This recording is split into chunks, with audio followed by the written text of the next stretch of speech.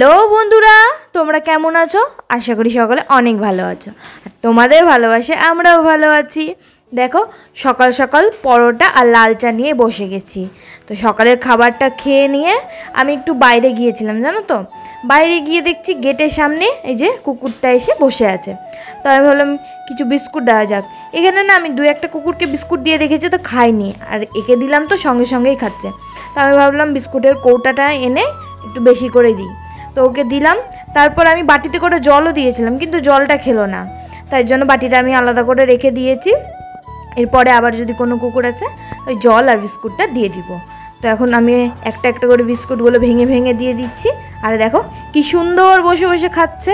আর আমার এই গেটের সামনেটা না মানে বেশিরভাগ সময় নোংরা হয়ে থাকে।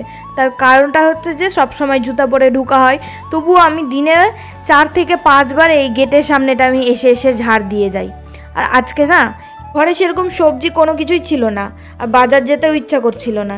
তাই জন্য আলু আর পটল ছিল, তো আলু আর পটল দিয়ে দিচ্ছি। আজকে আর কোনো তরকারি করব না, আজকে এই সেদ্ধ ভাতই করব। আর পটল ছিলে যেই চোকাগুলো বেরিয়েছে সেই চোকাগুলো দিয়ে আজকে একটু বাটা করব। একটু রসুন কালো জিরা দিয়ে পটলের চোকাগুলো ভেজে মানে হালকা করে সরষের তেলের উপর ভেজে সেটাই বাটা করব। চলো ভাতটা এখন বসিয়ে দিই, ভাতটা হতে থাকুক। এদিকে আমি একটু বসি, কারণ শরীরটা খুব খারাপ লাগছে।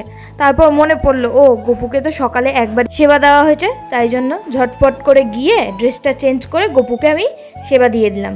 তারপর চলে এসেছি, ভাতটা হয়ে গেছে এদিকে আমার। আর দেখো ওই পটলের চোকাগুলো এখন ভাজবো। আর রাত্রে না আজকে একটু ঘুগনি করবো ভাবছি। অনেক দিন হলো ঘুগনি খাইনি, অল্প করেই ভিজালাম, কারণ পরের দিন তো শুক্রবার। তো শুক্রবারে আমরা যেহেতু খাই না, তার জন্য অল্প করেই করছি। আর দেখো আলু সিদ্ধ দিয়েছি, সেটার জন্যই পেঁয়াজ আর কটা রসুন আর শুকনো লঙ্কা 2টো ভেজে নিচ্ছি। এরপরে এই পটলের চোকাটা এখন বেটে নিব। এই দেখো অল্প লবণও দিয়ে দিয়েছি যাতে আমার বাটতে সুবিধা হয়। তো এখন চলো পটলের চোকাগুলো বেটে নিই। আর এটা খেতে এত সুস্বাদু না, তোমরা দেখবে গরম গরম ভাতের সাথে এই পটলের চোকা বাটাটা খাবে, যা দারুণ লাগবে না তোমাদের বলে বোঝাতে পারবো না। এই দেখো এদিকে আমি পটল সেদ্ধ মেখে নিয়েছি, আলু সেদ্ধ আর পটলের চোকা বাটা। অনেক দিন ধরে ইচ্ছে করছিল যে একটু ফেনা ফেনা ভাত খাবো, তাই ভাতের মধ্যে ওই ভাতের ফ্যানগুলো একটু নিয়ে নিয়েছি। তো প্রথম 2-3 বার খেতে ভালোই লাগলো। তার তোমাদের দাদাভাই ঘি দিয়ে আলু সিদ্ধ দিয়ে শুকনো শুকনো করে ভাতটা মেখে না আমাকে একবার খাইয়ে দিল। ওর ভাতটা যে কি ভালো লাগছিল। তারপর থেকে আমার এই ফেনা ভাতটা খেতে একটুও ভালো লাগছিল না। আমি ওই অল্প করে খেয়ে ভাতটা রেখে দিয়েছিলাম, কারণ একটুও ভালো লাগছিল না। তারপর ওই সন্ধ্যাবেলার দিকে আমি ওরকম করে শুকনা শুকনা ভাত নিয়ে আলু সিদ্ধ দিয়ে মেখে খেয়েছিলাম। ভাত অল্প ছিলই, তো সেটাই অল্প করে মেখে খেয়ে নিয়েছি। আর দেখো তোমাদের দাদাভাই আসার সময় নিমকি এনেছিল, তো ভাতের সাথে খাবে বললো, তাই জন্য নিয়ে নিয়েছে। দেখো বাজার থেকে যেই নতুন চাদরটা এনেছিলাম কিনে সেটা পেতে দিয়েছি। খুব একটা বড় না, তবে আমাদের চোখের জন্য একেবারে পারফেক্ট আছে। আর এখন তো বর্ষার দিন, মানে খুব একটা গরম নাই, তার জন্য আর কি পেতে দিলাম। গরমও লাগবে না, আর চাদরটা আস্তে আস্তে একটু নরমও হয়ে যাবে কাচতে কাচতে। তো 2 বার তো কাচা হয়েই গেছে আমার এই চাদর। আর জানলাগুলো জানো তো লাগিয়ে দিয়েছিলাম, খুব মশা ঢুকছিল। তারপর দেখো এই চানাচুর মাখাটা খেয়েছিলাম। আর রাত্রের এই দেখো রান্না করতে বসে গেছি।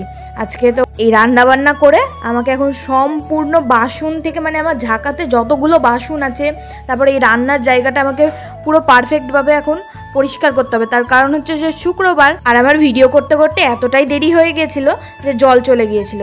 সেই কারণে আমাকে বাথরুমের মধ্যে জল ভরে রেখেছিলাম, একটা বড় ড্রাম আছে যে, সেই ড্রামটা থেকে এনে এনে বাসনগুলো ধুতে হয়েছে। খুব কষ্ট হয়েছে, কারণ তারপর সব পরিষ্কার করার পর আমার গা ধুয়ে এত শরীর খারাপ করছিল, আমি ঘুমিয়ে গিয়েছিলাম। তারপর দেখো তোমাদের দাদাভাই আসার সময় ওই চিকেন পাকোড়া এনেছিল, এত সুন্দর খেতে না। আমি তো বলেছি এরপরে যেদিন রাত্রেবেলা ভাত থাকবে সেদিন আনবো। ভাত দিয়ে খেতে আমার বেশ ভালো লাগে। তো সসটা একটু বেশি পড়ে গিয়েছিলো, সেই জন্য তোমাদের দাদাভাইকে দিয়ে দিয়েছি।